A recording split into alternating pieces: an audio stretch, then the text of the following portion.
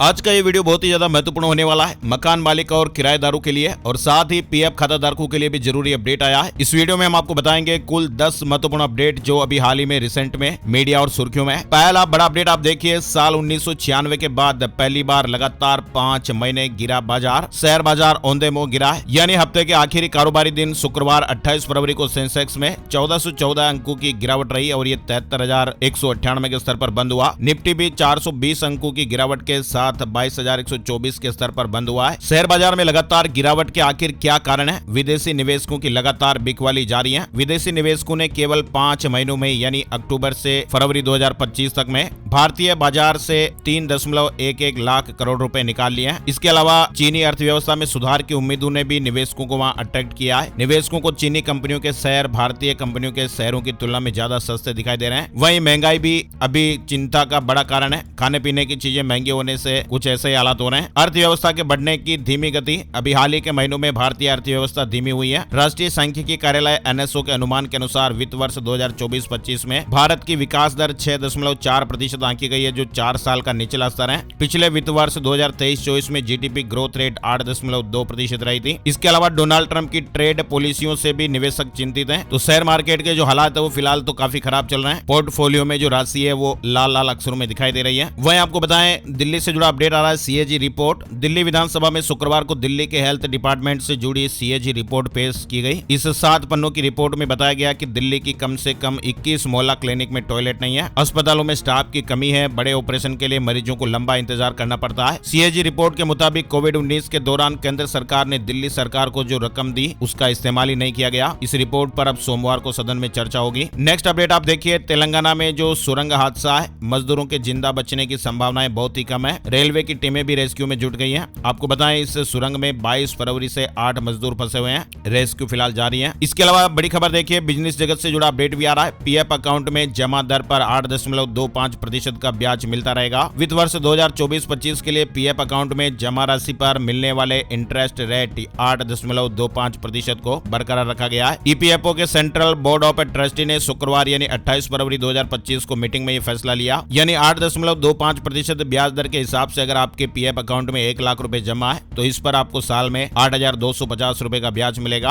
और सोने चांदी के रेट को लेकर भी अपडेट देखिए। सोने और चांदी के दामों में 28 फरवरी शुक्रवार को गिरावट रही। 10 ग्राम 24 कैरेट सोने का दाम 479 रुपए गिरकर 85,114 रुपए पर आ गया है। वहीं आपको बताएं, 1 किलो चांदी की कीमत 1,447 रुपए गिरकर 93,601 रुपए प्रति किलो पर आ गई। वहीं बड़ी खबर देखिए, मुस्लिम पक्ष को हाईकोर्ट से झटका लगा है। संभल जामा मस्जिद में नहीं होगी रंगाई पुताई। कोर्ट ने कहा कि एएसआई की निगरानी में हो साफ सफाई। संभल जामा मस्जिद मामले में यह बड़ा अपडेट आ रहा है। इलाहाबाद हाईकोर्ट ने मस्जिद की रंगाई पुताई करवाने की अनुमति नहीं दी है। एएसआई ने शुक्रवार सुबह अपनी रिपोर्ट सौंपी। एएसआई ने रिपोर्ट में कहा कि मस्जिद की पेंटिंग अभी ठीक है। इसके बाद हाईकोर्ट ने एएसआई की निगरानी में तत्काल साफ सफाई कराने का आदेश दिया। हाईकोर्ट 4 मार्च को इस मामले पर फिर से सुनवाई करेगा। साथ ही बड़ी खबर देखिए, सुप्रीम कोर्ट में किसान आंदोलन पर सुनवाई हुई है। केंद्र और किसानों के बीच 2 बैठकें हुई। तीसरी बैठक 19 तारीख को होगी। डल्लेवाल की तबीयत खराब बताई जा रही है। साथ ही स्टालिन ने कहा कि हमारे सामने भाषा डिलिमिटेशन की लड़ाई। कहा कि राज्य को बचाने के लिए हर आदमी को खड़ा होना पड़ेगा, एक रहना होगा। तमिलनाडु के सीएम एमके स्टालिन ने अपने जन्मदिन पर जनगणना आधारित सीट बंटवारे और ट्राई लैंग्वेज पॉलिसी को लेकर केंद्र सरकार पर निशाना साधा है। उन्होंने राज्य की जनता से इस मुद्दे पर एकजुट होकर विरोध करने की अपील की है। स्टालिन ने एक्स यानी ट्विटर पर एक वीडियो शेयर करते हुए कहा कि तमिलनाडु आज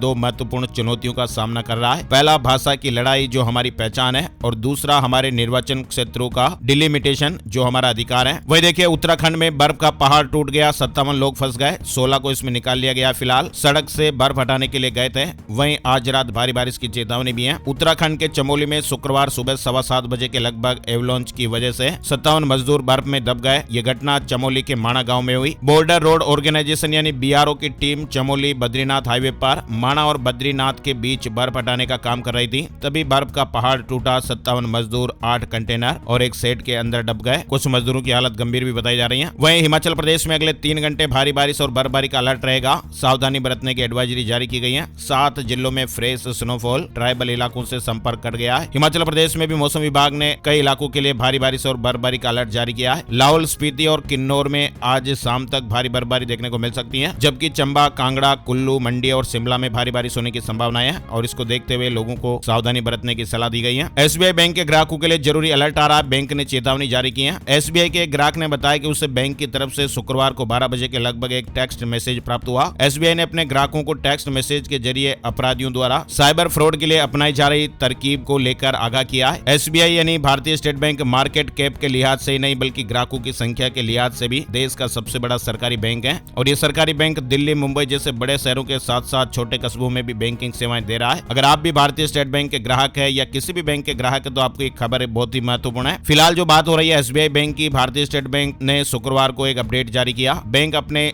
ग्राहकों को अलर्ट और सतर्क रहने के लिए कह रहा है। एसबीआई ने मैसेज में लिखा कि प्रिय एसबीआई ग्राहक, साइबर फ्रॉड को अंजाम देने वाले धोखेबाज मोबाइल फोन पर भेजे गए लिंक पर क्लिक करके या किसी नंबर पर कॉल करके एसबीआई रिवार्ड पॉइंट रिडीम करने के लिए एसएमएस भेज रहे हैं। तो ये एक स्कैम है और ऐसे एसएमएस का आप कोई जवाब ना दें। एसबीआई रिवार्ड पॉइंट रिडीम करने का अगर आपको भी कोई मैसेज वगैरह आता है तो आप संभल जाइए, नहीं तो फिर आपका मोबाइल फोन भी हैक हो सकता है, आपकी जानकारियां चुराई जा सकती है और आपका बैंक खाता भी खाली हो सकता है। डिजिटल जमाने के दौर में आपको कुछ सावधानियां और सतर्कता बरतना जरूरी है। वहीं जैसा कि हमने आपको बताया कि मकान मालिकों के लिए भी जरूरी अपडेट आ रहा है। सुप्रीम कोर्ट ने अभी हाल ही में एक महत्वपूर्ण फैसले में कहा कि मकान मालिक को यह तय करने का पूरा अधिकार है कि उसकी जरूरत के लिए कौन सी संपत्ति खाली करवाई जाए। मान लीजिए कि आपके 5 मकान है और आपने एक मकान किसी को किराएदार को रख रखा है, किराए पे दे रखा है और आपको मान लीजिए कि जो मकान आपने किराए दे रखा है उसी मकान की आपको जरूरत है तो वो मकान आप खाली करवा सकते हैं। कहने का मतलब यह है कि किराएदार आपको ये नहीं बोल सकता है कि आपके 4 मकान हो रहे हैं तो आप वहां पर अपनी दुकान लगा लीजिए या उसको किराए दे दीजिए, ऐसा नहीं हो सकता है। मकान मालिक को यह तय करने का पूरा अधिकार है कि उसकी जरूरत के लिए कौन सी संपत्ति खाली करवाई जाए, तो इसलिए किराएदार इस पर आपत्ति नहीं जता सकते हैं। कोर्ट ने साफ कहा है कि मकान मालिक की वास्तविक जरूरत को प्राथमिकता दी जाएगी, न कि किराएदार की सुविधा को। आपको मालूम है हमारे देश भर में कई लोग अपनी संपत्तियों को किराए पर देकर इनकम अर्जित करते हैं, लेकिन कभी कभी किराएदार परिसर को खाली करने से इनकार कर देते हैं और इस स्थिति में कानूनी विवाद भी उत्पन्न हो जाता है। और इसी संबंध में अभी सुप्रीम कोर्ट ने हाल ही में जो ये महत्वपूर्ण फैसला सुनाया है, जो मकान मालिक और किराएदार दोनों के लिए जानना बहुत ही जरूरी है। सुप्रीम कोर्ट ने स्पष्ट कहा कि मकान मालिक को यह तय करने का पूरा अधिकार है कि उसकी आवश्यकता को पूरा करने के लिए किराए पर दी गई संपत्ति का कौन सा हिस्सा खाली कराया जाए। किराएदार इस आधार पर परिसर खाली करने से इनकार नहीं कर सकता है कि मकान मालिक के पास अन्य संपत्तियां भी उपलब्ध हैं जिनका वह उपयोग कर सकता है। सुप्रीम कोर्ट ने किराएदार की दलील को खारिज कर दिया और ये अपडेट दिया। हमारे देश में बहुत से लोग किराए के मकानों में रहते हैं और ऐसे में कई बार ऐसा होता है कि वे जिस मकान में रह रहे होते हैं उसे खाली करने से मना कर देते हैं। तो जाहिर सी है कि ऐसी स्थिति में मकान मालिक और किराएदार के बीच विवाद की स्थितियां पैदा हो जाती हैं और ऐसा ही ये मामला सुप्रीम कोर्ट में पहुंचा और इस फैसले में सुप्रीम कोर्ट ने यह साफ कर दिया कि मकान मालिक अपनी जरूरत के हिसाब से यह तय कर सकता है कि वह किराए की प्रॉपर्टी का इस्तेमाल कब करना चाहता है, कौन से हिस्से को इस्तेमाल करना चाहता है। तो मकान मालिकों को यह अधिकार मिल गया है। तो ये दोस्तों कुछ जरूरी अपडेट जो आज